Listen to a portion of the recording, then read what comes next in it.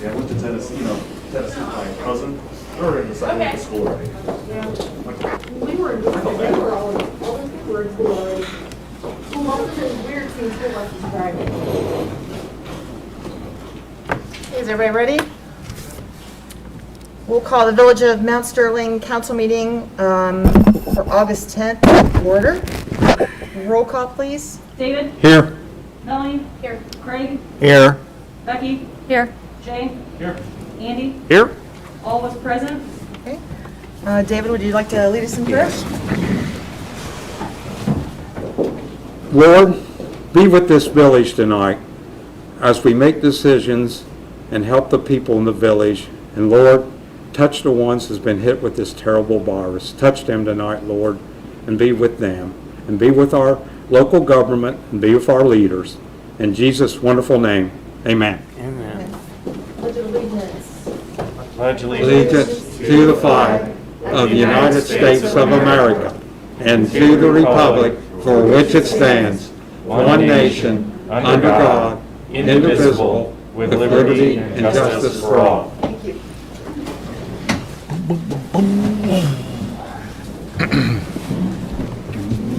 You all should have received the minutes from the July 13th, 2020 meeting in your packets. Could I have a motion to approve those minutes? I'll make that motion. I'll second them. Okay.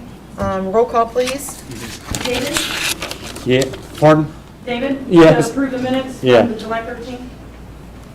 Melanie? Yes. Craig? Yes. Becky? Yes. Jay? Yes. Andy? Yes. And I'll circulate, if it's okay, Mayor, we need to sign for everything. Sure. That takes us to Mayor's report. I have just a couple things. One, this is a reminder, if you haven't filled out your census report, they are doing it through the 30th of September. And you can go to 2020census.gov and fill that out. They will still be having some people, I think, out in the field. They're trying to recruit some more people and put some incentives because it is a trying time. So you may see census workers out here. Also, just to let you know, we had a meeting with Mr. Stivers on mayor's, like a mayor's meeting, to talk about the virus and how the different communities are handling it. And it was a very interesting call, and there was a lot of things I hadn't thought about, but one of the things is the communication piece. And I feel like when they went around and talked to everybody, all the mayors, and I just feel like the people here don't really have a platform to reach out, or else they just don't know that they can, ask a question, call in, whatever. So his aide is hooking me up with Mayor Stage out of Grove City. They have a process that they do. It's almost kind of like the robocall thing, where you can leave a message and it goes out to the people in your community. And they feel like the CARES Act might pay for that service. So I hope to later connect with him, maybe this week or next week, to see if we can look into it and what the cost is, and if for sure it would be covered, of course, because we don't have that kind of thing in our budget. But I know Facebook is an avenue. I do have a mayor's page. I probably don't have as much attention to it as I should, but at the end of August, things should change there. We'll get a little bit better at that. So that's all I have right now. We'll go to President Pro Tem report. Yeah, I really don't have much myself tonight. I did want to bring up one thing I saw in the messenger, and probably a lot of people have heard about it, but there some seed packets that are being mailed out to people. And I've seen it on the news, and it's in the paper, it's local, so it's really happening.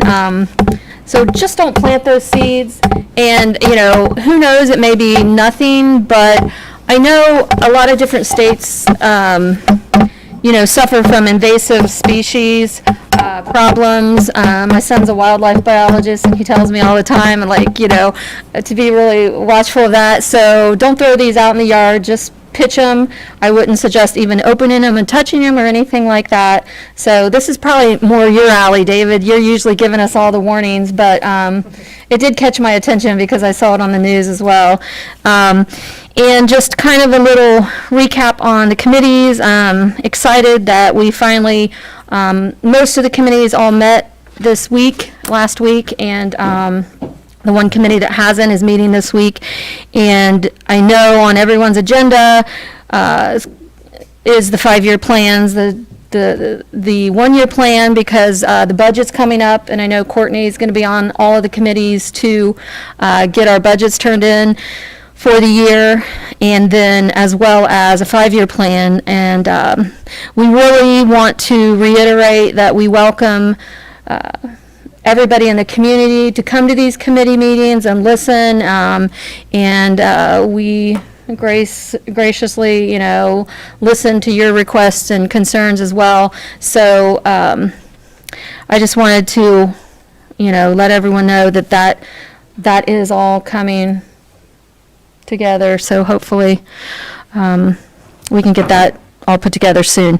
And that's all I have. I have some stuff later in roundtable, but that's all I have for now. Okay, thank you. Public comment, visitors.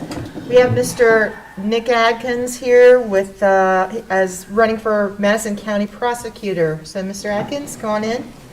I need you to come up here, please, if you would.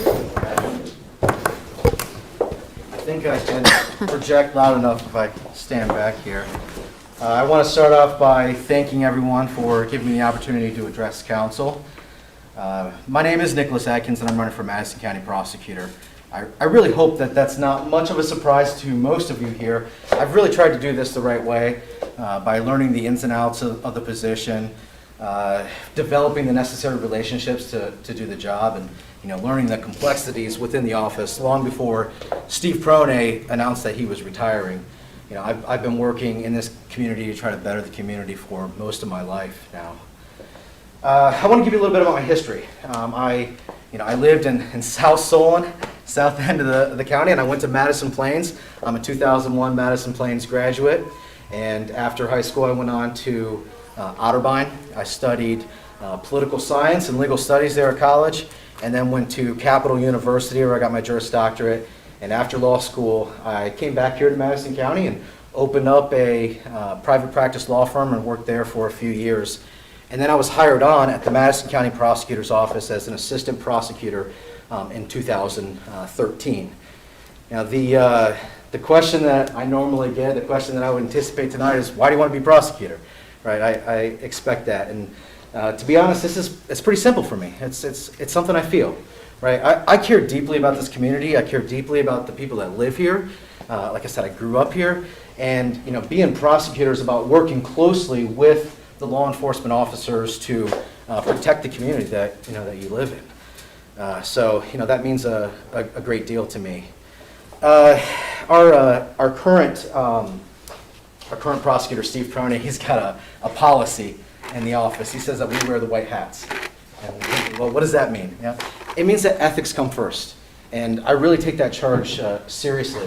I think a prosecutor should do the right thing for the right reasons. And I've been working, and I've put a lot of time in, both in and out of the office, to try to make this community a better place to live. And it's because of that commitment that I've developed a lot of the relationships that would allow me to effectively do this job.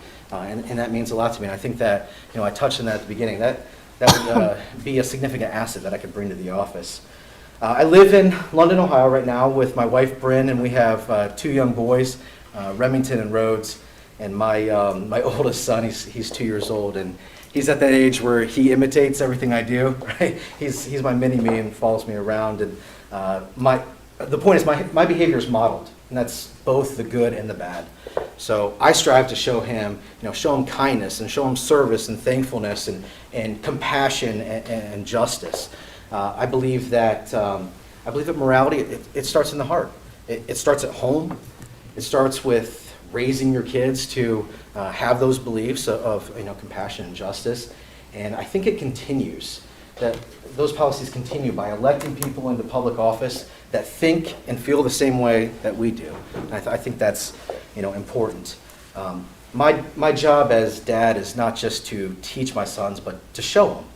To show them what it means to have conservative values, to show them what the word integrity means, to show them what a privilege it is or an honor to be an advocate for others, to be a representative of your community like everybody here.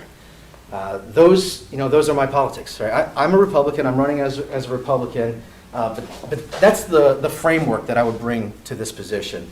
When I'm in the courtroom, I'm going to work to hold individuals accountable for the crimes that they've committed in this community. I'm going to work closely with our law enforcement officers. I'm going to show them respect. I'm going to show them support, and I'm going to build on the relationships that I already have with them. I'm going to utilize. We use advocates, victim advocates, and I'm going to rely on them to help make sure that the victims in the community are whole once again. And one thing that I'm really going to stress is collaboration. I think that's important. I want to work closely with all the departments in the community, in the county, and do what we can for the betterment of this community. I'm prepared to handle all aspects of the position as prosecutor. We don't adhere to what I'll call like a compartmentalized approach within our office. I have my hands in a lot of projects in the prosecutor's office right now. I meet one-on-one with township trustees.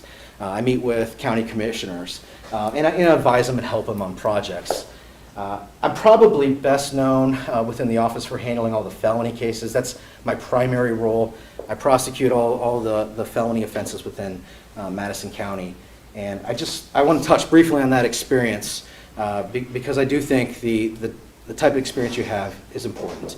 Over the last, say, 5 years or so, I've gone through, as lead counsel on felony trials, I've handled 16 of them. And every single one of them resulted in a conviction. I have 12 straight jury trial findings where the defendant was found guilty, 12 consecutive cases. I've worked for a decade to build a rapport with local law enforcement officers, and that's really developed into like working relationships.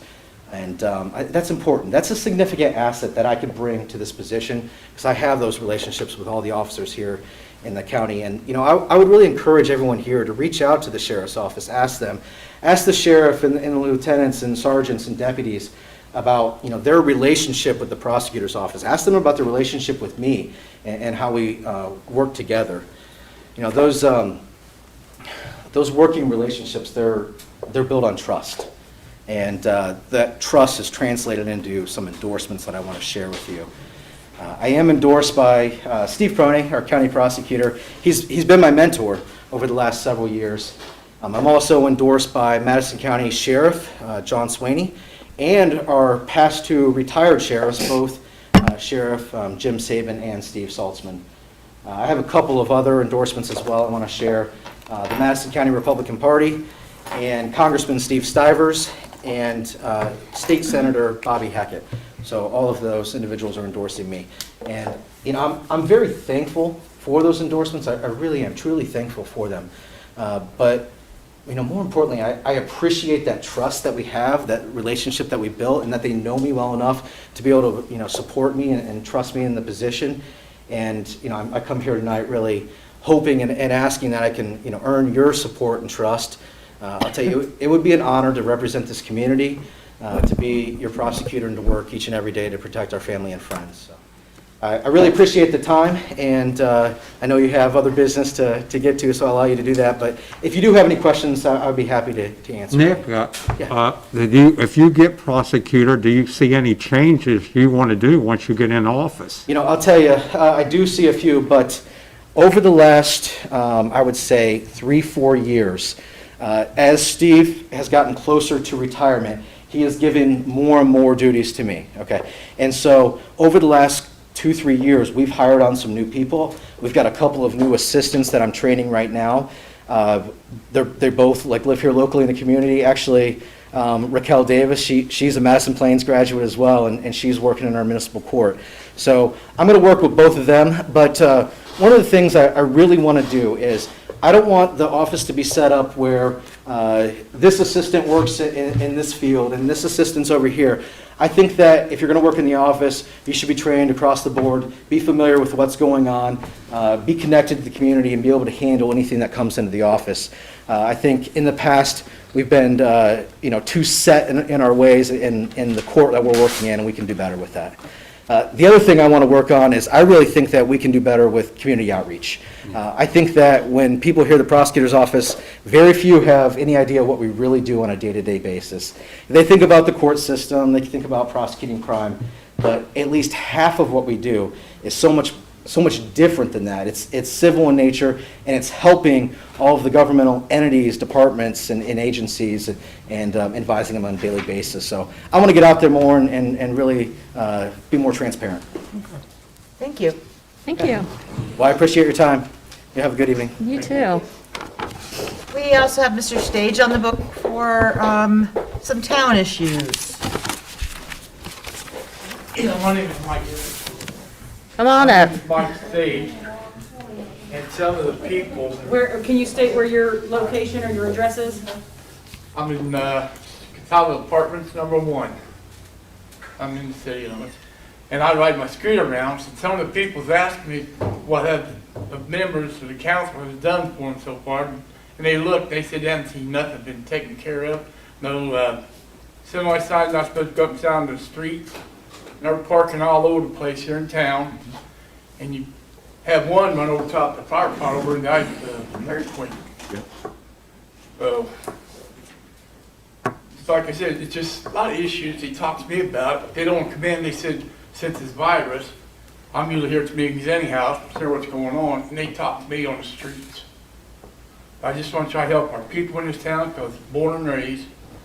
And Mr. Timmon and I, we wrote a letter to President Trump on Memorial Weekend, put the flags half-mast for all the people who died of the coronavirus. And he got on the news and honored us for doing what we did. He said 2 boys from a small town. Nice. Now, stay with me, because we love Mount Sterling, and we want to hope this town gets bigger and better in the years. So always remind them that they can call in and leave a message to talk to anybody in our office. We want Yep. to tell them to call in.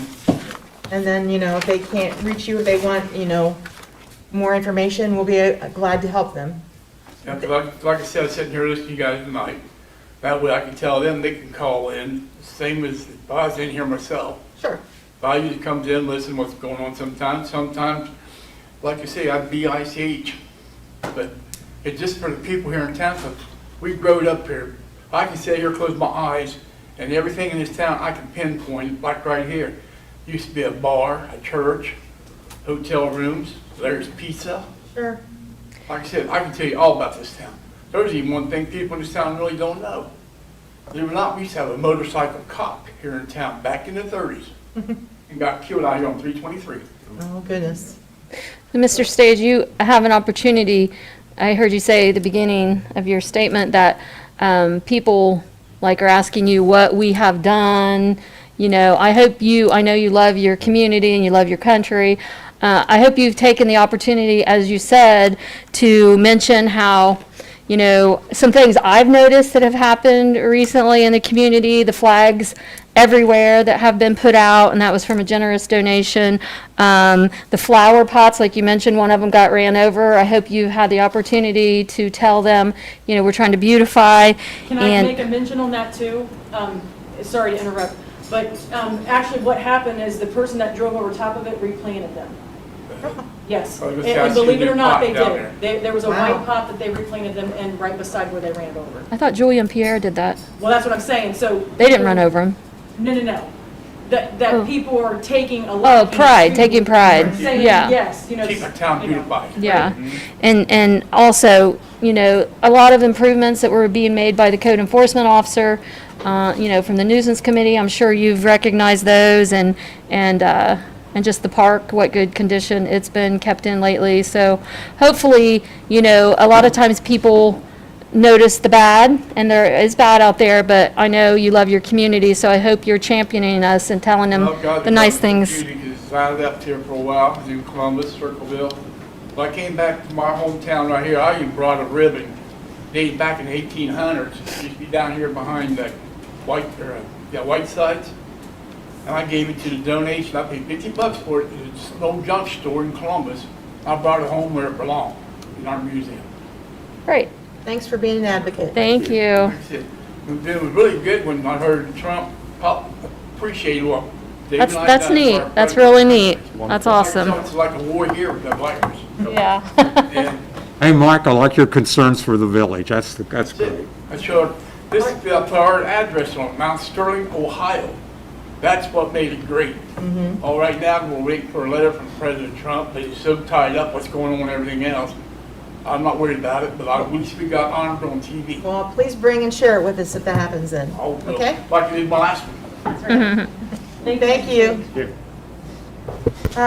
Executive session, we do not have. That takes us to department reports, and we'll start with the Sheriff's Department, and we have Detective Sparks today to give us a sheriff's report.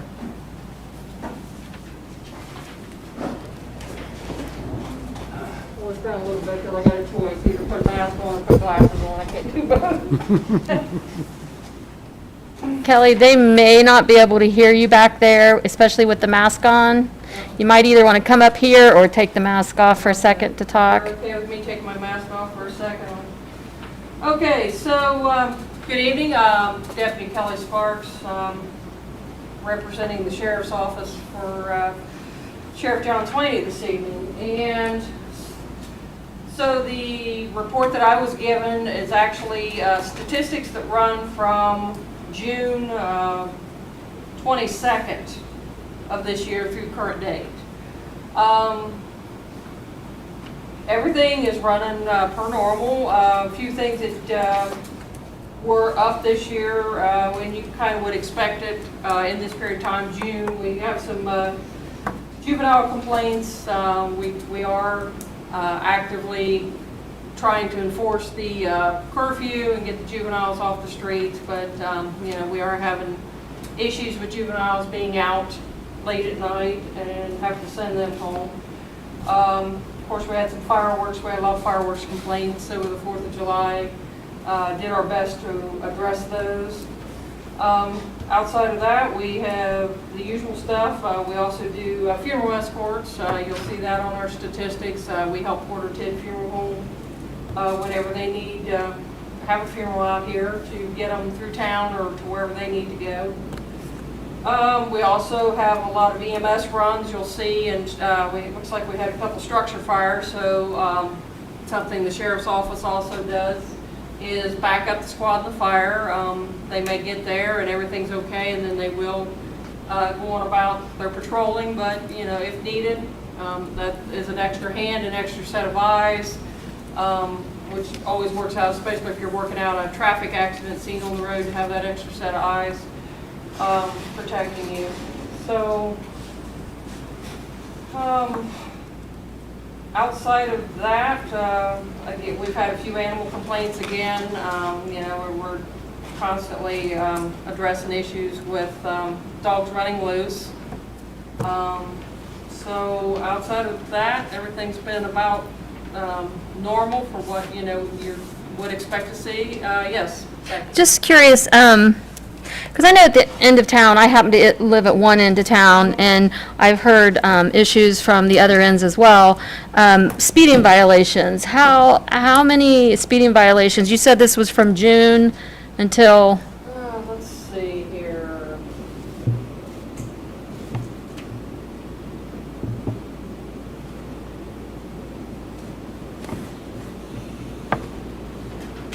I'm not seeing anything broke down specifically into speeding violations. I'm seeing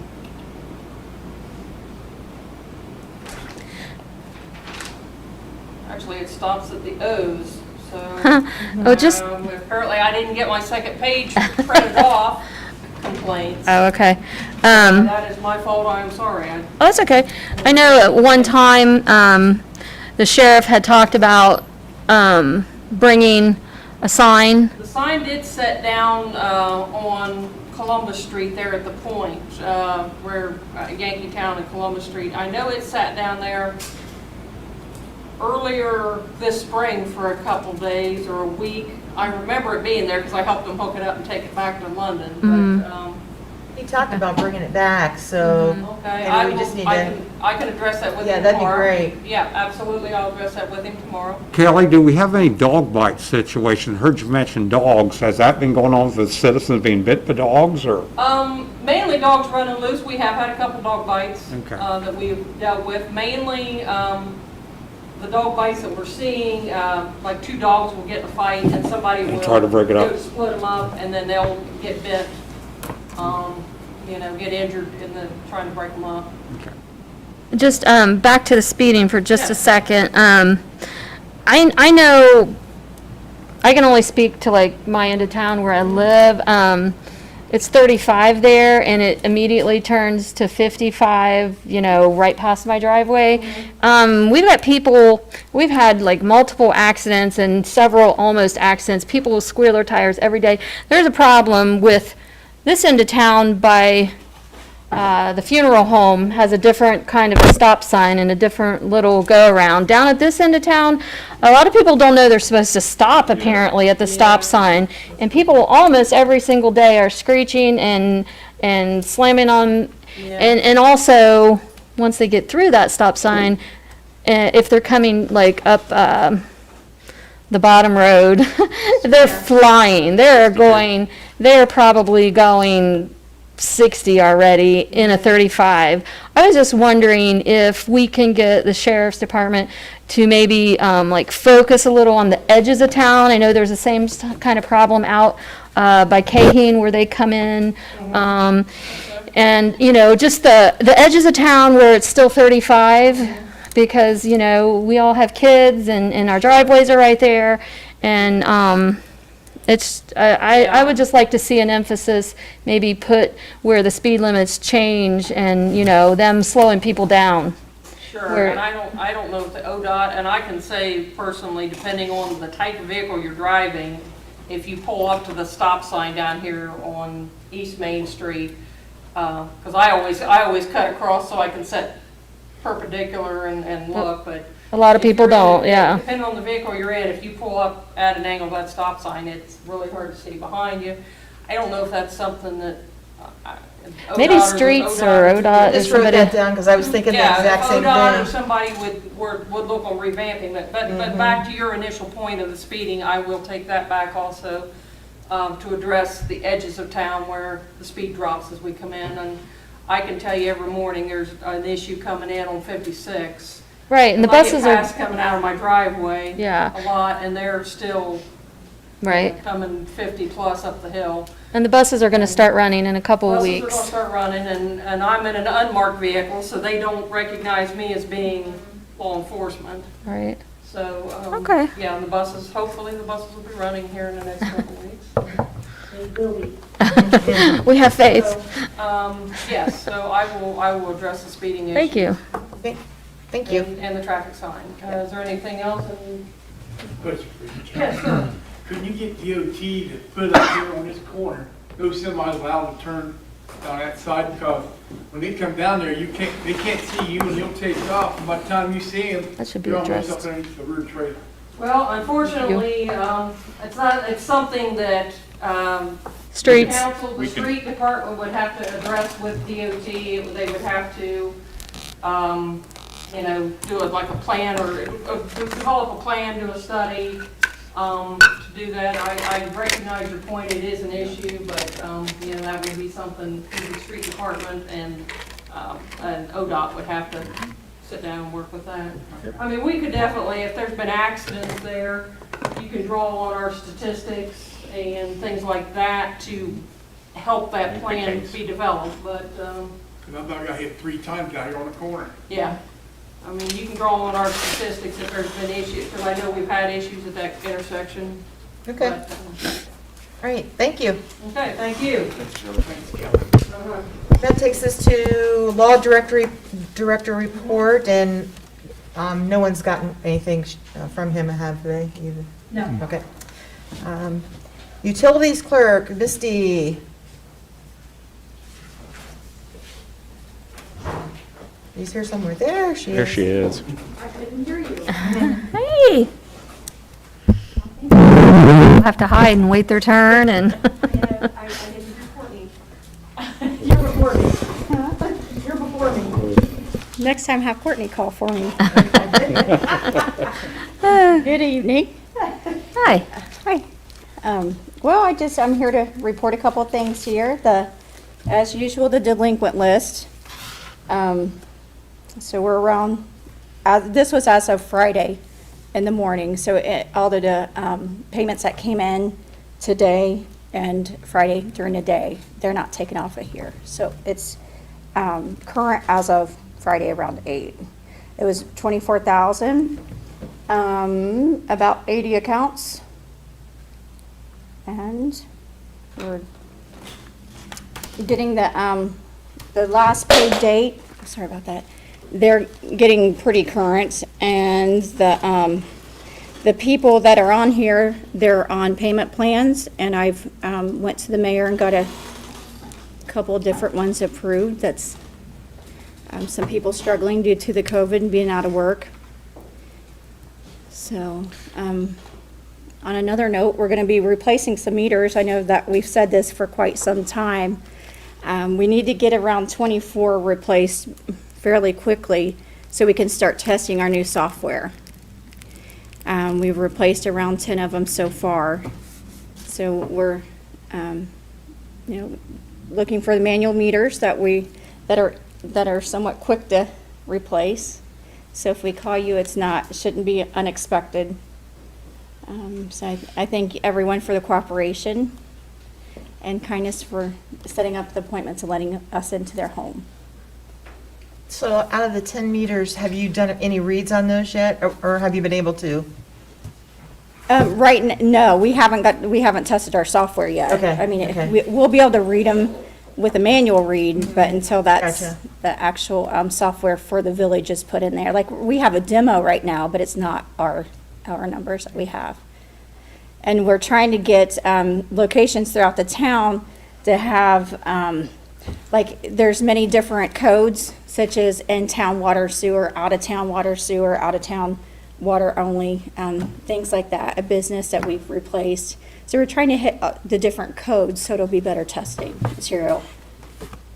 And then later on, we'll, go through the town and most likely start by certain streets and replace them all. Hey, Misty, for a quick recap, you are in there 5 days a week, right? Yes, I am. Answering phones and things. And the window, though, is only open which days? It's Monday, Wednesday, and Friday from 8 to 4. And then they can still put things in the box Yeah, 7 days a week? yes. We've had Okay. quite a few people switch over to paying online. That was, I've been told many times that's been appreciated. It does cost $2.75 to use a debit or credit card, whether you pay online or pay in the office. So, I just want to say, today was a particularly, I don't know if nasty is the word to use, but I didn't get to hear all of the issues today, but there were some pretty nasty people. And I have to say, her level of professionalism in handling that, I'm not really sure I would have been so kind. So I want to give you kudos for doing that, because I know it can be very, very stressful. And I think if people want to get an idea of what she has to go through, you just kind of sit here close to the 15th and get an earful of people that are not so kind and want to take it out on her. So thank you for being so patient and kind with people and trying to help them understand what they're not understanding, so. well, you're welcome, and thank you for that. Missy's so good at working with people, though. She'll tell them about family services and everything that can help them with their water bills. But some people come in there with a chip on their shoulder, and you do well. I know I would throw them out the door, but you do well. Anybody else have any other questions? All right, thank you, Misty. Oh, you're Thank you. welcome, thank you. Next, we have Planning and Building, Mr. Hale.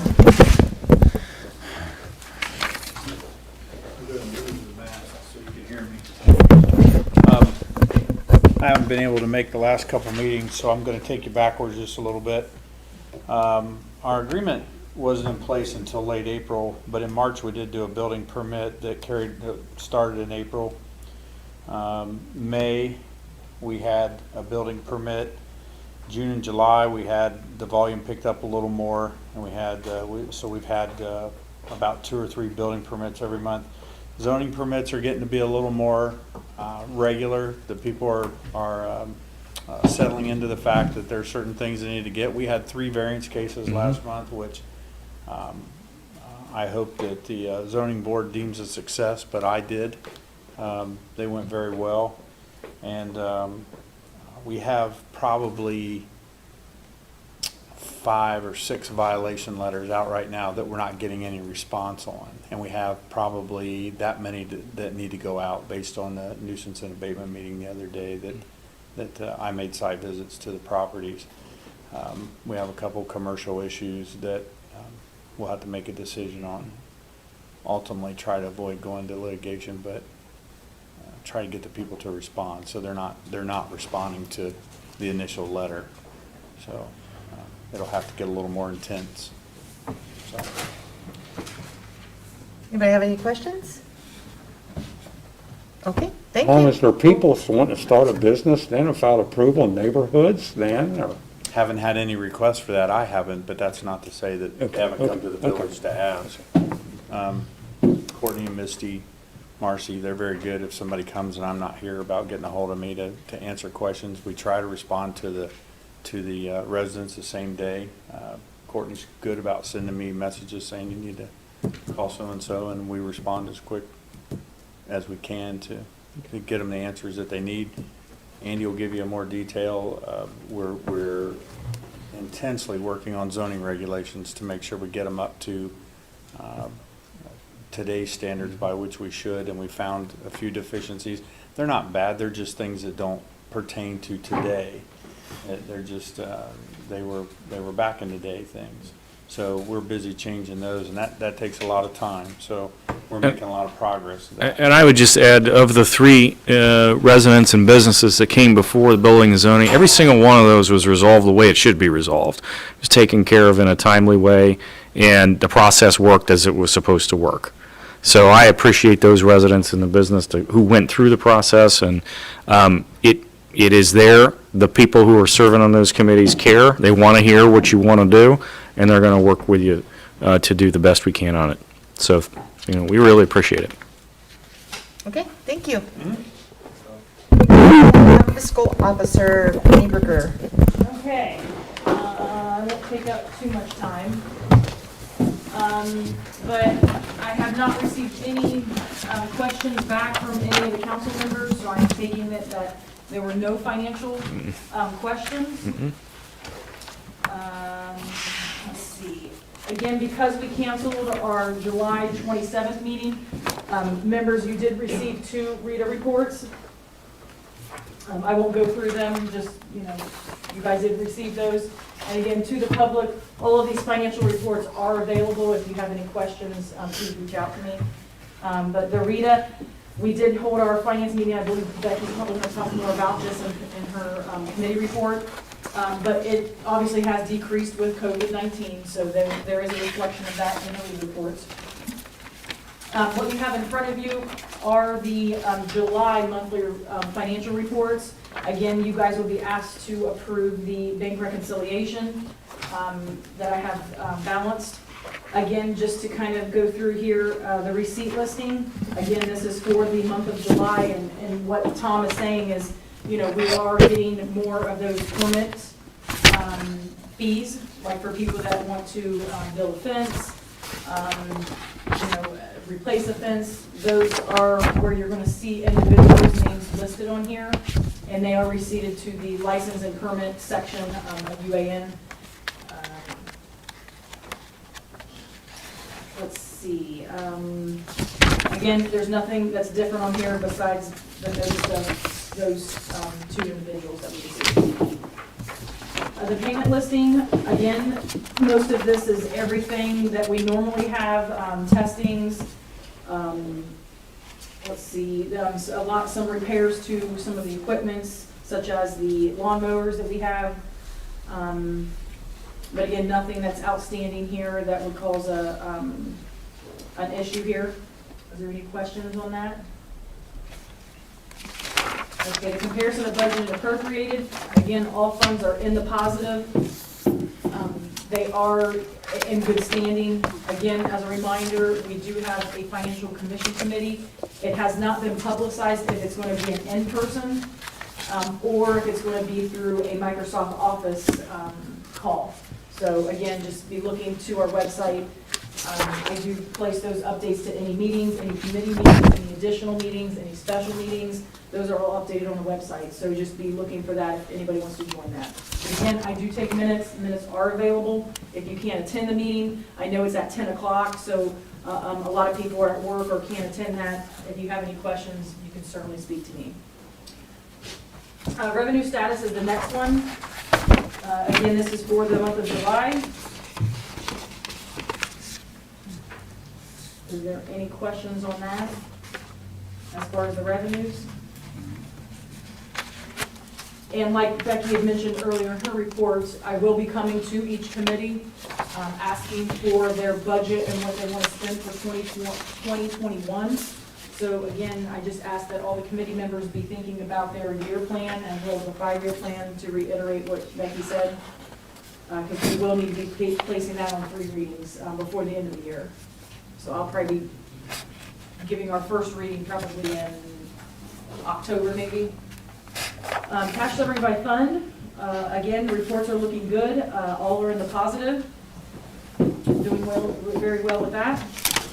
Appropriation status. Again, we are below budget and what we think we were going to appropriate in 2020. So kudos to our employees, to administration, to council, to the finance committee, and to Tom that suggests, certain things that, we can help cost, share savings with.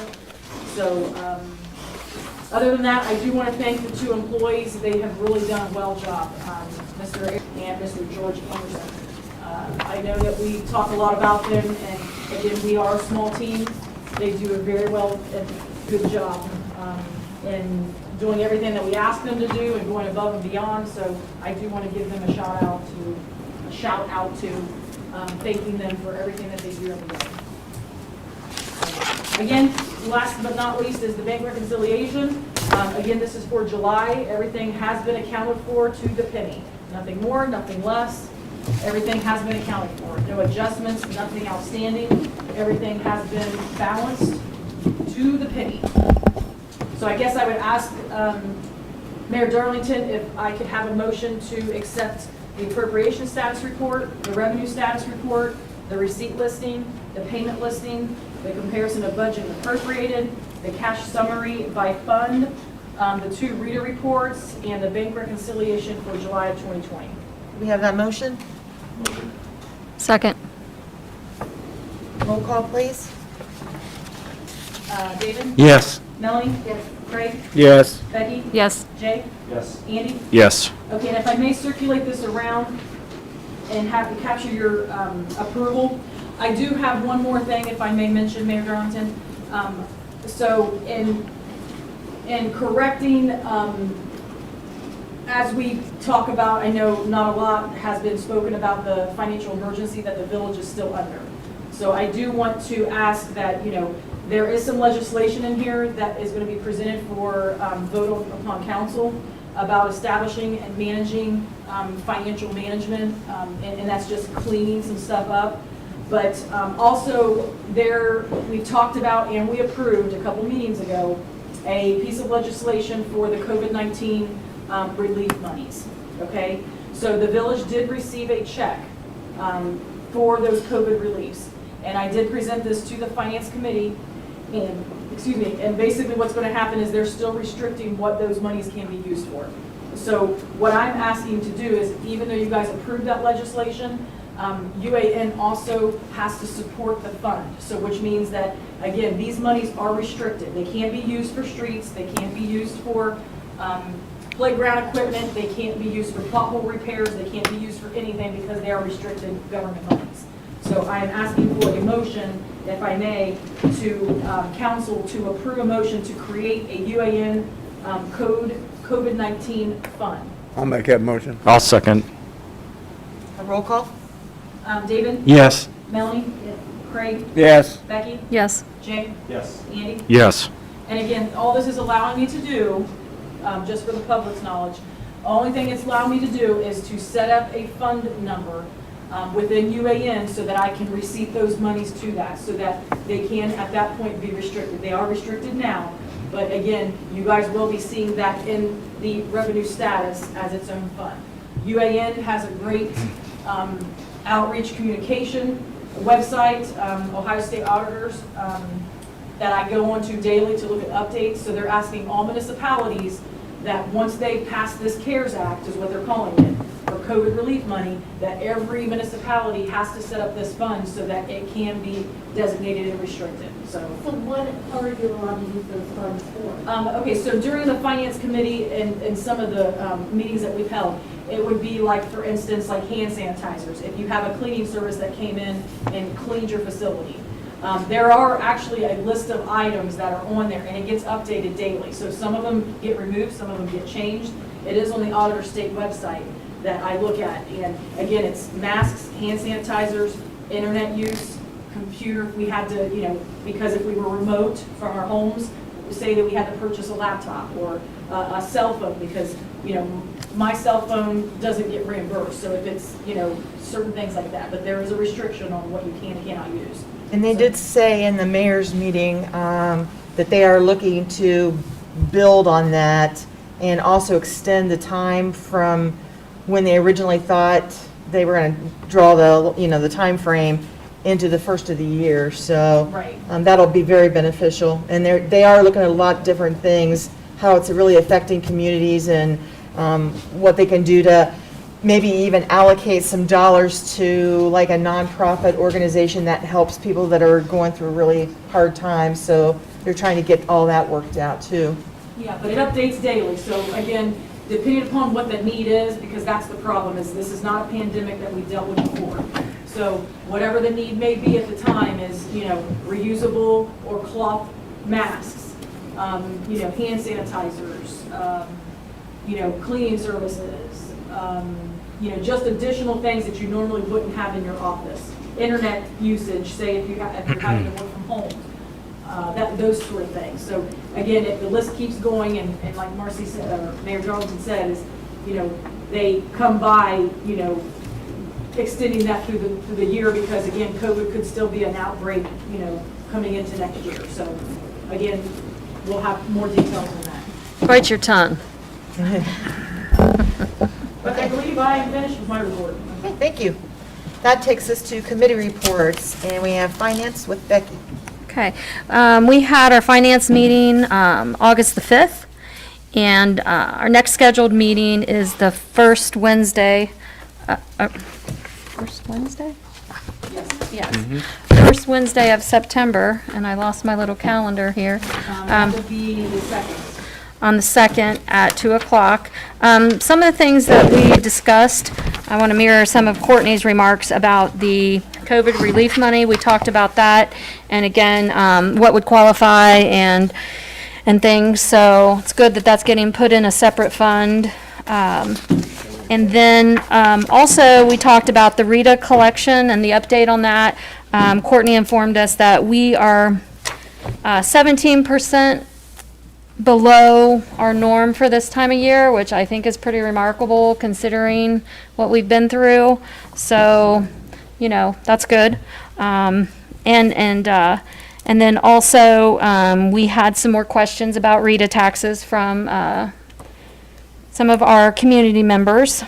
We also discussed some curb construction costs, and we just recently had heating and cooling system repaired at our sewer plant.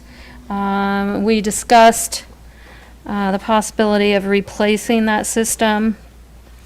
Also, there's a project where we need to do some clearing and drainage. That's back behind the sewer plant, as I understand it, on an area that we own that's running into a resident's property. So that's something we're going to get working on soon.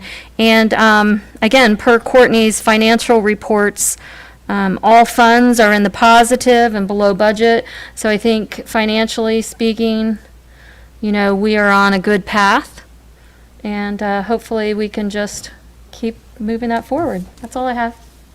Thank you. For the people in the back who say on Facebook that we're crooks, so we're saying we're in the green, we're looking good right now. We are looking good right now. We are not crooks. I am not a crook.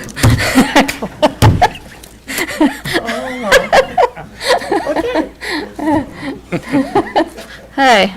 That takes us to Pleasant Township. Melanie. Did you go to the meeting?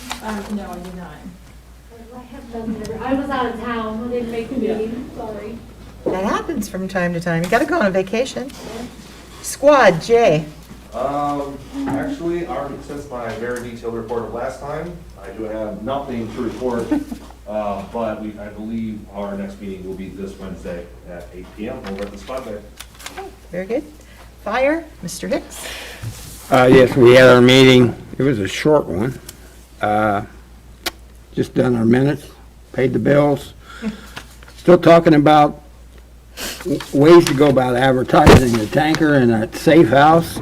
And on new business, they bought a battery-powered fan, so, they take it to the house. And Power, what? fan, Oh, fan. Yeah. Okay, and our next meeting is August 27th. okay, thank you. Water, wastewater, also Craig. I don't have a report because our meeting is Wednesday, August the 12th at 4 o'clock. Okay.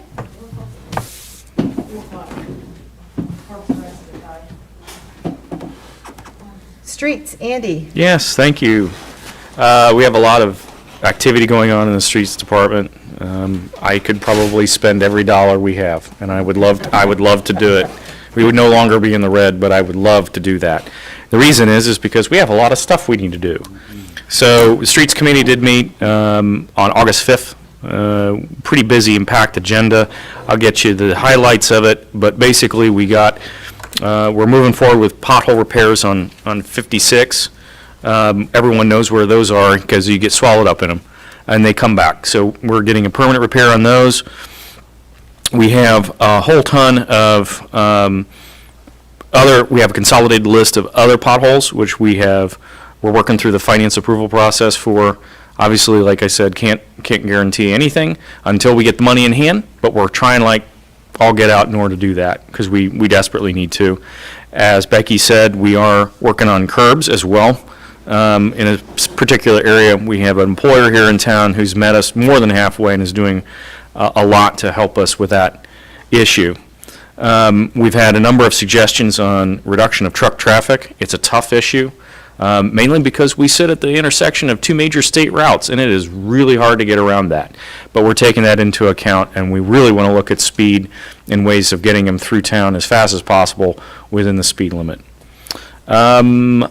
Finally, one more thing. We have had an individual come forward. I'm not sure that I'm allowed to say his name, but I won't until we get the thumbs up on that, who has offered to repair our street sweeper.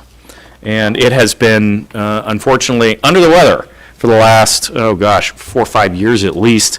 It was built in the early 80s, and like a lot of us, breaks down occasionally. So it has broken down, and we are very thankful that we might be able to get it repaired and continue to crank up and do street sweeping again. So other than that, signage is underway, and we're looking at the issue of semi-parking as well. So that Mr. Stage mentioned that, and it is, I can tell you right now, it is on the top of minds of a lot of residents because they have stopped me and asked me numerous times, what are we going to do about it? So look for things to come. Andy, I had a question. Yeah. A while back, Mm-hmm. we ordered a lot of signs We for did. the town. Yes. Have the majority of those been put up, or are we just in stall motion because we were down on employees? Exactly right. We're down on signage installation. We had a really great start to the signage. We refreshed, in particular, a lot of stop signs, but we're behind on the order for two reasons. One, we had to adjust and send back a couple sets of signs, which turned out to be the wrong ones in terms of labeling. So we're getting those fixed. And then now that we have a full complement of utilities workers, we can start putting those back up, and we're getting real good weather. So thanks to them as well, by the way. I know they've been working hard on pretty much doing everything on the streets. Yeah, and if I Possibly can add can. to what, what Andy's is saying is that, the former, it would be the last former, village administrator, he's the one that created the signage at that Yep. point, but then after he left, there were a lot more signs that, the employees believed that were more, demanding, like stop signs that were Yep. faded, or stop signs that were not there. So yes, the ordering of signage was a little bit, flipped around because there were excessive signs Yeah. that were ordered that were not needed. Yeah, So, right. in the transition of administration and what was needed. So I'm pleased to say we're getting those under control, and we have been replacing signs whenever we get a request for one. So I'm trying real hard to stay on top of those, and usually they're done in 24, 48 hours if we hear about them. So I know Jay and I both have been cruising around town, Dave in the block watch, Craig with the top down on his car, to just take a look at signs and figure out where we are lacking signs in particular. We've already had 2 requests to take a look at cross-street traffic to make sure that all the signs, particularly around here in the post office, are the way that they should. And as far as we can tell today, they are the way that they should be.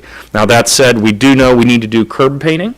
So curb painting is on the list, simply because of the way that parking is currently situated in some parts of the street, which cause blind spots. So we're working to get those relabeled. But it does cost money. It does cost money. Is the 2-hour parking for downtown for the businesses? Yep. Are those signs like on, There's 2 parts to that, so remember that there are both on-street markings that we need to deal with, plus the 2-hour signage. I believe that we had included those in the last order. So those are on the hit list. okay. So absolutely. Cool. We need to take care of downtown. Okay, thank you. And if anybody has any questions or wants more information on streets, you got to come to a really great working session. We always have them. The meetings are productive, so we really want to deal with the streets. So come on in, please do. Please visit And us. then your next, you do have an additional street Yes, we meeting? have, yes, which is coming up. Isn't it Thursday? On Thursday at 8 a.m. Thursday at 8 a.m. Come on down.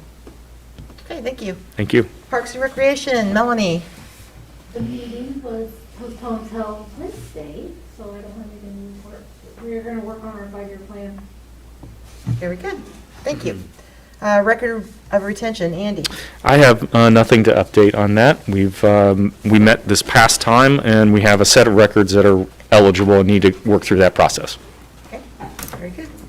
Nuisance and abatement, Jay. All right, I'm gonna do the best I can. I was out of town, just, taking the personal time with family and whatnot, so I'm gonna go by, Courtney kind of filled in for me, took notes, and I'm also gonna rely on Andy and Becky to kind of help fill in some gaps too, or fill in more details. It sounded like it was a short meeting, but they did cover quite a bit. So we'll start off with, let's see here. Code enforcement, we did have, an individual, we did have a job posted for, I think, a couple of weeks or something like that. And we did have one last second applicant. And so needing to schedule an interview with them and just kind of get that ball rolling. Let's see here. Of course, beautiful yards. You'll be seeing signs pop up in your yards. One thing I will say, I have been kind of nice. I said, I guess one silver lining in the COVID situation. People have been home. People have been taking care of their homes. And actually be able to spend the time to really, dig in, get in their weeds and all that. And I know the rain hasn't really been showing up, so I know I haven't mowed my yard in 3 weeks. Which still need to mow it, but so it's kind of been the nice thing too. You're not spending that money on gas on your mowers.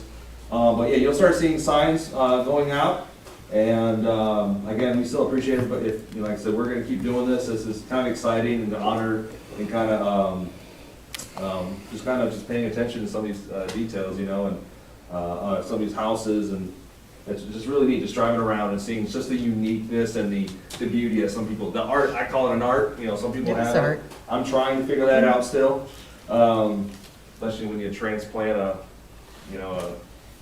plant and it goes brown real fast, it scares the tar out of you. They are coming back, they are getting green, so I promise I'm trying hard. Let's see here. Looks like we had some damaged flower pots. Downtown, Becky kind of noticed some things. Becky does a great job of keeping her eyes on downtown for us, and she just has a passion for downtown and seeing that beauty, so I do appreciate her taking that time, which is super awesome. Let's see here. Not sure on this. 15 Clevenger, is that anything? Yeah, that's okay. We're looking at the obstruction of a couple vehicles on Clevenger and Main. In our next meeting, I will be presenting some sort of research that I'm going to do and present that to the committee on how we can talk about the safety and obstruction of that. Perfect, thank you. Some of these things I want to just announce. I will say one thing for sure. Like I said, we are working on processes. Again, I like to say this, nuisance and abatement, we're not walking around with a meter stick and whacking you in the back of the head, you know, if we don't like something. We're not looking to punish, you know, we're just saying things that could be a safety issue, things that are kind of just, whatever the situation is. We're not here to judge, we're not telling you you're wrong. We get situations, so we're here to help, we're not here to punish at all. We don't want to make anybody feel like we're punishing. We're not searching to punish. That's not our goal here. At the same time, if you have questions or not sure of something, please don't hesitate to ask. Find me on Facebook, call town hall. Don't just assume something. I'd rather you ask. What's that little phrase? It's better to ask for forgiveness than for done. We don't want to follow that.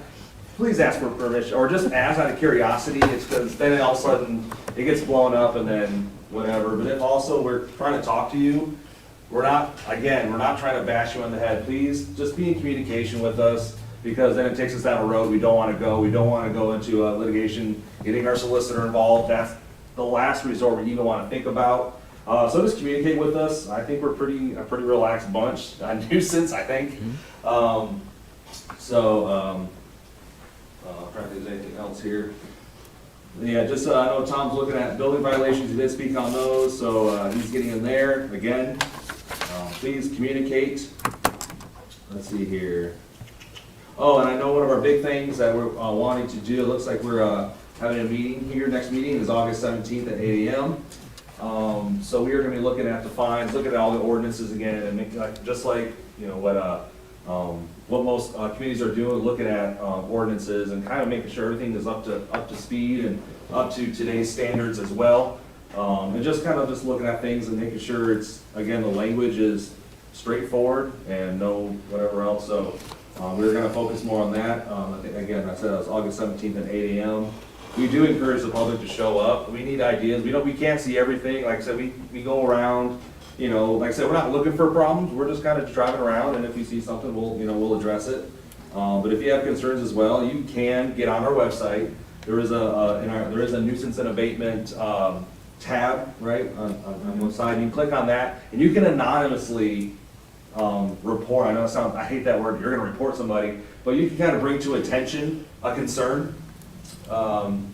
Whatever you see, and again, sometimes you kind of notice something. Maybe you have a neighbor, senior citizen, or just down on their luck, whatever else, we get it. But if you do have a concern, you can anonymously let us know, and we'll take it from there. So don't feel that we're going to broadcast drama, because that's the last thing we want. So Andy or Becky, do you have any fillers? No, I think you hit it right on the nose. Good. So again, so our next meeting will be August 17th at 8 a.m. So that's really, we're going to look at mainly on the fine part, but we generally meet on the first Wednesday at September 2nd. 3 o'clock. That's what I thought. Yeah. September 2nd. September 2nd, thank you. That's all I got. Okay, thank you. Block Watch, David. On Block Watch, we have watch out for your neighbors. And I think we got to get to know our neighbors to work with them. Everybody tells me, David, who you don't know, and I said about 80% of the people in the village. But we need to help out your neighbors. If you see no mail, their mail's stacking up in the mailbox, knock on the door. or if you see newspapers, it could be somebody, if a health problem, need to check out with. And another thing I want to bring up, these disposable masks, a lot of people are taking them off when they're done with it, throw them on the sidewalk, and some little kid's going to come along and put them on, say I'm the Lone Ranger or something, and get a germ. If you got a disposable mask, throw them in the dang trash can. Do not let them lay on the streets where children can pick them up. And Becky brought up about the seeds. The United States government says they've tested some of them. They're an Asian thistle seed. Once put in a field, they can take over a whole field, and dairy cattle is very allergic to it. And they don't know which foreign country is doing this, but just take that packet and just toss it in the trash. We're encouraging people to reach out to the agricultural. Yeah, the USDA, yes. So that they can actually. You test research it, yeah. In And- the event that somebody does plant it, just to see what happens. Yes. Kind of like pressing the red button when it says do not touch it and you want to. So the Agricultural Society, agriculture of our state, they're actually asking you to give them. And they think it's a product of our friends in North Korea. And just mention the word North Korea, you can know me being in the Legion and stuff. So, and just like Courtney said, they'll test it and everything, and that's all I got to report, Mayor. Okay, very good. That takes us to ordinance and resolutions. We do have quite a few, and so bear with us as we get through this. First, we have ordinance 2020-05, an ordinance accepting the 2021 estimated entitlement for the local government support fund. Would you like to talk about that, Courtney? Yes, so in your guys' packets, you do have your, again, this is an annual, this is why it's on a first reading. It's my annual estimated local government. The village does receive local government monies from the county, and ours is estimated, and again, it's broken down, per subdivision, township, and per city and village. So the estimated that the village is going to receive is going to be $56,279.62, which is in comparison the same as what West Jeff and Plain City received. So again, this is an annual one that everybody, all council every year has to approve. This is just what they're estimating that the county's going to give to us for local government. All right, could I have a motion to place this on a first reading? Second? Okay. Roll call, please. So that was Jay that was first, Andy was second. Yes. David? Yes. Melanie? Yes. Craig? Yes. Becky? Yes. Jay? Yes. And Andy? Yes. Passed on the first reading. Okay. That takes us to ordinance 2020-06, an ordinance to repeal section 1271.07.03 of the village codified ordinances titled accessory structures, and this will be the first reading. And Yeah, I can speak briefly to Yes. that. So the Building and Zoning Committee, as Mr. Hale has noted, is going through the process of modernizing our code, which isn't all in one place and is really hard when you're a resident and you want to go find out what you're supposed to do. So even people who are trying to do the right things, forget people who are doing things anyway. How about people who are trying to do the right things, can't figure out heads or tails what they're supposed to do? So this is the first of, I'll say this right now so that everybody understands, we will not be rushing these things through. This is the first reading for most of the ordinances, and when we bring them, we're going to try very hard not to do emergency legislation on these, unless we absolutely have to, of course, but we want this to be a very open and fair process. This particular one has to do with the size of and regulation of outbuildings. So the idea is, what is an outbuilding? How big can it be? Where can you put it? That sort of stuff. Some stuff that is very common sense and related to simply, basic things you can put in a yard. did you have anything to add to that? Okay. Can I have a motion to place this on the first reading? I'll make that motion. Okay, second? I'll second. So, Okay, so that was Craig first, Becky second. yes. Roll call, please. David? Yes. Melanie? Yes. Craig? Yes. Becky? Yes. Jay? Yes. Andy? Yes. Okay, motion has been passed on the first reading. That takes us to ordinance 2020-07. This is an ordinance to amend section 1281.03 of the village codified ordinances titled General Requirements for All Districts, and this is the first reading. And Mr. Hale will also keep me honest, this is the first reading of a revision to our signage ordinance, which simply updates the wind rating for signage and placement for signage. So some of these things haven't been updated in 25 or 30 years, and so they're significantly out of date in comparison to what, number one, other villages are doing, but two, what we actually need for safety purposes here. So, did I miss anything? No, the codified reference the Ohio Building Code. Right, and correct. Over the years, the Ohio Building Code It's has creeped. been Yep. modified, so we're just keeping up with what the reference is. I have a quick question. Do you have any, like, I'm sure business owners out there are wondering, because this is due to signage, that business signage, are there any right now that would be in violation? Are they grandfathered, or do they need anybody that you see that's going to have to change some things? And are they aware of it? This actually came as a result of a request for new signage from one of the businesses in the community. And yes, they're very much aware of it. Well, we weren't. So this is a good thing and a process to work through. So I would guess, and I'll give it over to Mr. Hale, but I would guess that yes, when you want to put in, especially non-conforming signage, you got to probably come and talk to us. So Becky, when someone's sign would have been approved, let's say 10 years ago, and that matched the building code, it would not be in violation. Okay. So because it would have been approved during that time. And so what's happened now is in 2017, the Ohio Building Code changed the mile per hour, and the code is specific about that. So we're just bringing this code up to date with the building code. But the previous signs, if they were approved under that code, it's They're very here. possible they're not in violation. Yep. It's when they change to put a new one in. Okay. So can I have a motion to place this on the first reading? Okay, second?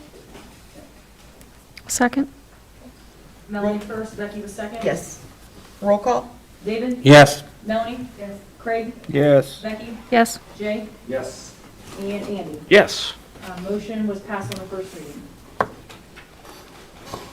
And I don't know, before we read the resolution, the next four resolutions are all similar in nature. Would you like to discuss what Yep. it's about before we start? Yep. Okay, so in efforts to, like I've talked about before in my report, in efforts to financially manage UAN and get things cleaned up from prior years, when we enforced the new rates 2 years ago, was that 2 years or a year ago? Okay, so people were charged for reserve accounts, reserve monies, and then they were also charged for capital improvement monies. So what this is doing for me in my department is it's actually allowing me to designate in receipt once residents pay their bills. It actually, in the back end, and I call that underwriting on my side, is I'm able to designate it so that it goes to a capital improvement account and it goes into a reserve account. One comment real quickly. UAN is the Unified Accounting Network, which is the state, you keep me honest here, which is the state platform which essentially tracks all the books. Correct. And that allows us to provide residents a peek at the books through ohiocheckbook.com? Yep. Okay. So basically what it's doing is it's designating when I receive a payment for any customer, any resident here, it's going to allow me to put a certain amount into a reserve account, which is used for emergency purposes within the village for sewer and water. So these are only related to sewer and water funds. Again, it's allowing me to break that apart and designate those and restrict those for, projects that we may want to take on or emergencies that we want to do. So again, the only thing it's allowing me to do, and just so we're clear, is just designate what people are paying. So it's not an increase or anything, so I want people to understand that. It's not an increase of any sort, it's just allowing me in the underwriting area to designate it to those certain accounts. Okay, so there's no increase, nothing like that. I know I said it at the beginning of it, but this is the only thing that's doing, and this is per the state auditors, is making sure that we can clean those accounts up to make sure that they designate. Courtney, will you be pulling all that money that's been accumulating since the water Yes. increase? You'll be pulling it all Yeah. into it? Yes. To Yes, each of those. Yeah, a good question.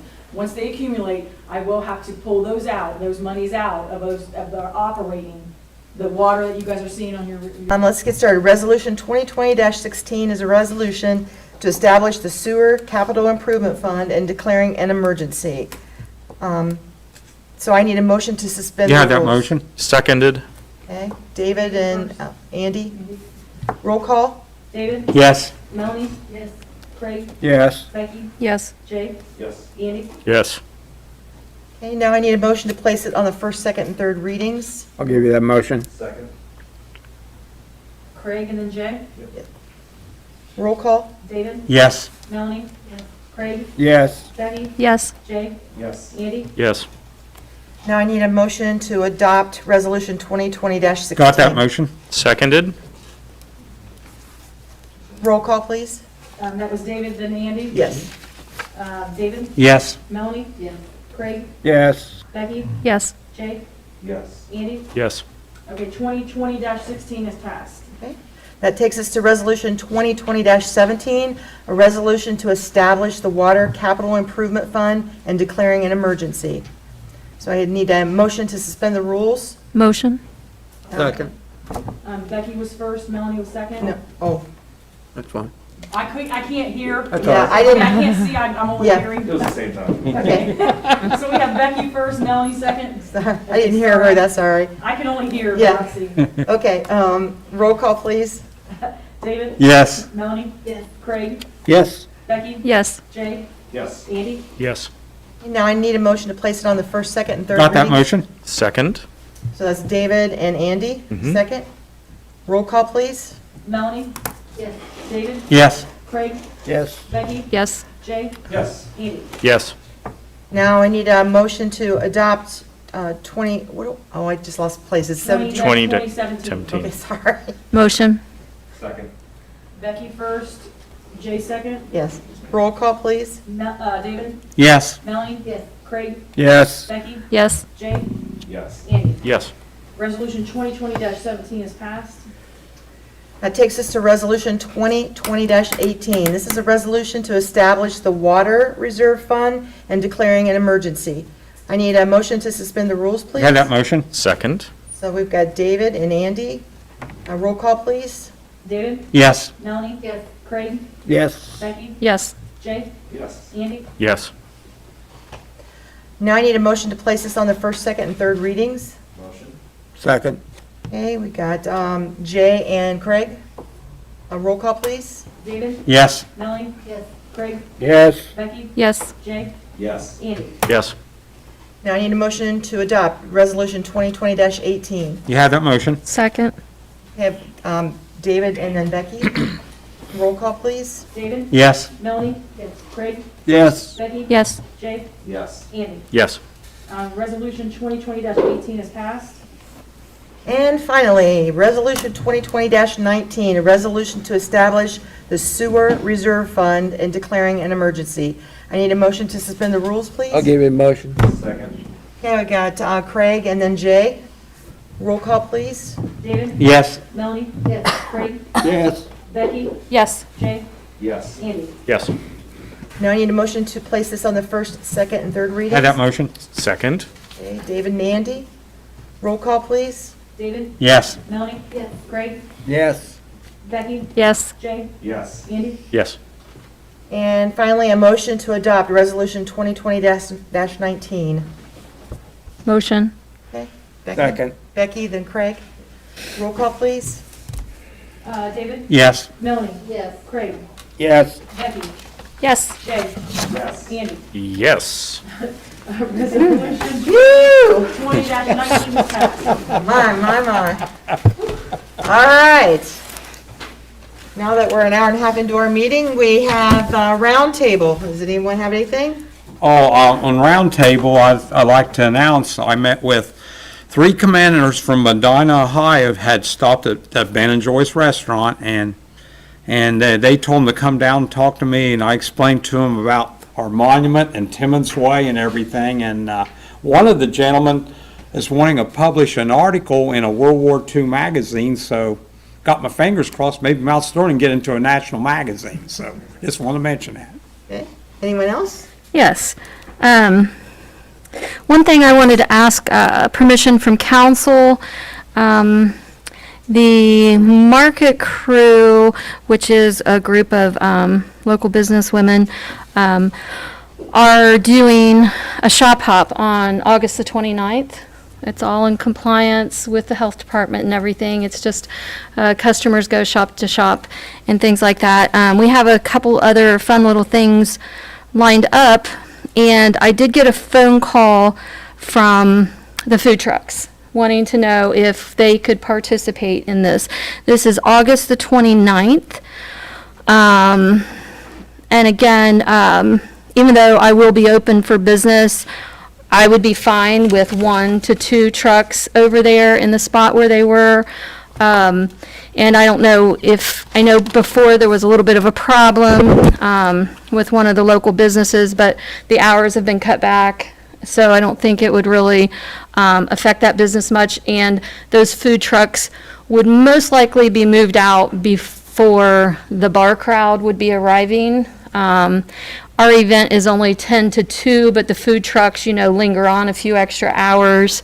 So I was just wanting to get permission that we could have the food trucks on August the 29th at the parking lot. Shop hop for everybody. I still understand I was talking with the mask. So what's the different shops that are open so people can kind of, like they Yeah, usually do, is just yeah. shop around? All the businesses are open, even Lostro's is participating, they're having their sunflowers. It's called a Sunflower in Bloom event, so all the shops are kind of doing a fall Oh, so theme. those stores will be open down there. So Yeah, I'm trying to get creative with it too, you know, kind of. Is it possible? I mean, of course you want to keep, I know it's like the fun balance of like the parking and whatnot. We can sit here and talk, but could we spread out like with Lostro? I mean, I don't know what foods or what. yeah. And I'm like, trying to think, I mean, because like I'm trying to think of the parking spots that maybe aren't used, like I know, like next to the building here, where it's kind of maybe central of everything. I'm just Yeah, well, right over there is pretty central. The 2 food trucks that want to come, there would only be 2, maybe only 1. They did specifically request, they have been going down to the American Legion Okay. for the last couple of months, and they said they have had a couple of really good days, but they have noticed the traffic is obviously not as heavy because they're kind of hidden back there. And so for this event, because everybody will be walking from little shop to shop, and we're going basically, the furthest one down right now that's participating is a little shop on London. From there, and then Ben and Joy's typically gets involved, and so all these in between, and then now even Lostro's. So now I know Lostro's typically like, during pumpkin season anyway, they have a little food truck at their Okay. place where they make like cider slushies and, and things like that. So, yeah, they're amazing. Cider slushies, they're so good. So we were kind of thinking this was the center of it, No, but, yeah, I was just kind of curious. yeah. Hey Becky, is there ever a chance of a farmer's market maybe? Yes, I asked for permission, a month or 2 ago, if you remember. In September, we're having a street market, which will include, we actually are trying to get a farmer's market to come on the 29th as well. But if any of those do come, they will be spread quite a ways apart from each other. No one will be back to back like in days past with our tents. But I just wanted to see if I could get permission for that. So the food trucks, just for location purposes, it's in the gazebo parking lot? Yeah. Is that where they're gonna be? parking? Yeah, Okay, they just so- said that's easiest because there is a water and electric hookup right there, and it's centrally located. So would you like to make a motion? I would like to make a motion that you allow up to 2 food trucks to come on August the 29th to participate. Do I have a second? Second. Roll call? David? Yes. Melanie? Yes. Craig? Yes. Becky? Yes. Jay? Yes. Andy? Yes. Motion has been passed. Thank you. And then, real quick, I just wanted to kind of give a Chamber of Commerce update. I did talk about this at the nuisance meeting, and I'm sure I've mentioned it here before, but there was a flower donation from a very sweet old townie, he calls himself, a monetary donation, and we went and bought flowers. Thank you to Courtney for going and picking out all of those. And if you guys have seen the streets, how beautiful the flower pots are. And I want to thank Morrison Excavating for the dirt, the local realtors that Marcy worked with who beautified our gazebo area, and they also donated some money to buy the pots. She told me yesterday that their project is in the middle of the Columbus Realtors Association. They're right smack dab in the middle, so she's going to send me a copy of it. Oh, nice. She said they're all still talking about what a good Nice. time they have here. It's beautiful. And then I also wanted to, of course, thank the Chamber of Commerce, and a special thank you, the ladies and one gentleman that were out planting those 30 pots of flowers and pounds and pounds and pounds of dirt. We had Michelle Lostro out there, we had Mr. Lowell Anderson out there, Julia Hours out there, Martina Bennett, Courtney Bricker, and Jeff Martin. And I just really want to say how much the community appreciates your commitment to the beautification of our village. And I want to mention also, the chamber is going to begin a fundraiser for those same pots. We're going to make them over for fall, filled with mums. And approximately, we have a chamber meeting in another week, but approximately October the 1st, for a small donation, the flowers will be replanted, mums, like I said, and a little wooden tag will be put in there with the name of a family or a business who wants to sponsor that basket. So they'll still line our streets all fall and be tended to by the business owners, but if you want to have your name, your family's name, or your business on one, again, I know it's a very nominal cost, but that would be greatly appreciated. The Chamber of Commerce, like so many other organizations, hasn't been able to do any types of fundraisers or anything because of COVID, and we want to continue to do good things for Mount Sterling and the businesses of Mount Sterling, so we hope that everybody will support that. And then lastly, the Chamber just recently awarded 15 prizes to beautiful yards in the community. And I went in and checked with Misty. Only 6 of those have been picked up. There's chamber bucks that are being given away, and you can use those at businesses in town. So in the next few days, I'll probably go over there and get those addresses that haven't picked up and make some phone calls. But just want to thank the community, like Jay was speaking of. A lot of people have spent, a lot of quality time making their home and the community look better. So thank you. Easy. All right, just real quick, so just, I know everybody, even with all the sports being canceled and we're all still gonna be mourning for a while after the college football season's been canceled for the Big Ten. What? Yes. It got canceled? They canceled. I didn't hear that. Oh, I'm so sad. I thought it was up in the air. I'm going. So with that, as of today, I am now the president of the Mount Sterling Eagles Youth League. That officially happened today. I was able to finally line up. And so, of course, there's not going to be really much of a season. It's already been kind of pushed. And so I'm going to plan on taking this time with Sean, who was the previous president, and we're just going to work together. He's kind of helping me kind of see what's there, and kind of what he's done. And I have already been kind of connected with other league presidents to kind of, so that way we can make this successful. We can jump when next year we're ready to go to jump on it and grow it and just have fun with it and get included with the village and businesses and kind of make it a Mount Sterling focused, and have fun with that. And so I'm just kind of announced that there is a change of leadership per se in that, but it'll be back next year, and we're going to take this time to really grow it and, just kind of focus on how we can be impactful. So we're excited. So there you go. And with that, Jay, make sure Parks and Rec, a youth league representative is supposed to come to the Park and Rec Yeah. meeting, so Yep, I saw just that. letting you know. Okay. Does anybody else have anything? One thing I wanted to mention, I don't think we've talked about it, is we had the smoke test here in town. And we can talk about that a little bit later, because I think we're waiting on reports, aren't we? Okay, but I did want to send a shout out to the American Legion for helping with the lunch, and then letting all of the people that were in town for that eat down there, so that they could social distance and get that in. Yeah, so thank you to them for that. That was very helpful. Anything else? Well, thank you all for your patience for this very long meeting, and we are adjourned. Thank you. Have a good you. night, everybody. Ooh.